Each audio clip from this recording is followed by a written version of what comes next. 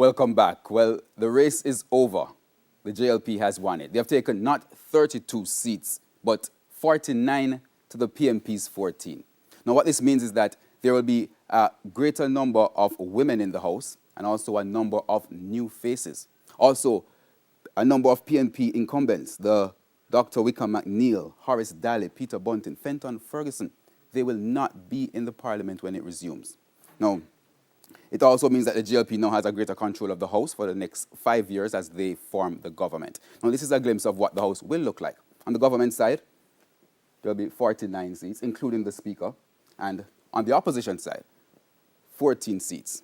Now, this may raise some questions about legislation and debates going forward, but that's a debate for another time. For now, that's where we put a wrap on our Decision 2020 virtual presentation. I'm Herman Green. Dion, it's over to you. Thank you so very much, Herman.